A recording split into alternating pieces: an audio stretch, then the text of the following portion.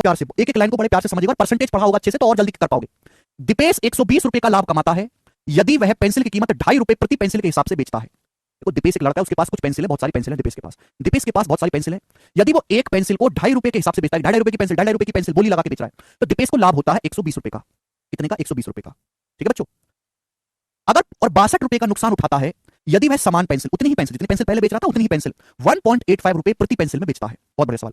दीपेश को 62 रुपए का नुकसान होता है अगर दीपेश उतनी ही पेंसिल 1.85 रुपए प्रति पेंसिल में बेचता है।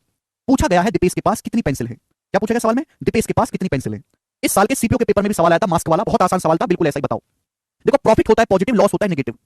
पहले दीपेश को, जैसे दीपेश का इन्वेस्टमेंट है, पहले दीपेश को 120 रुपए का लाभ हो रहा था, 120 रुपए का लाभ।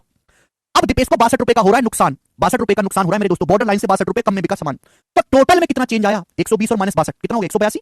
टोटल में कितना चेंज आया? 182 रुपए का। प्लस 120 और -62 का अंतर देखो, 120 और 62 का अंतर 182 रुपए है। टोटल में चेंज आया 182 रुपए का। एक पेंसिल के दाम में कितना फर्क आया? पहले एक पेंसिल 2.5 रुपए की बेच रहा था, आज एक पेंसिल 1.85 रुपए की बेच रहा है। तो एक पेंसिल के दाम में कितने का फर्क आया? एक पेंसिल के दाम में फर्क आया 0.65 रुपीज का। 0.65 रुपीज का। आप बोलोगे हाँ जी सर बिल्कुल सही। तो टोटल में फर्क आया 182 रुपए का। एक पेंसिल के दाम में फर्क आया 0.65 रुपीज का। दीपेश के पास कितनी पेंसिल है? भाग कर दो, दशमलव से 2 जीरो बढ़ जाएगा मेरे दोस्तों। 13 पंजे 65, 13 से ये 1400 बार, और ये कितना आएगा? 1400 को 5 से भाग देंगे 280। दीपेश के पास 280 पेंसिलें हैं। बी ऑप्शन यही सवाल का आंसर है और मात्र 1 सेकंड में किया जा सकता है सवाल। दुनिया में कोई तरीका नहीं जो इससे जल्दी सवाल का आंसर निकाल के दे दे। टोटल में कितने का चेंज आया है? तो भैया वो पढ़ो सुब्यास, यहाँ क्या कर रहे हो? सुब्यास कह रहे सर मैंने परसेंटेज का लेसन नहीं पढ़ा, इसलिए समझ नहीं आ रहा। तो क्यों नहीं पढ़ा सुब्यास? जिस बच्चे ने परसेंटेज रेशियो नहीं पढ़ा है या उसने रिवीजन नहीं किया है, वो ये लेक्चर बिल्कुल ना देखे।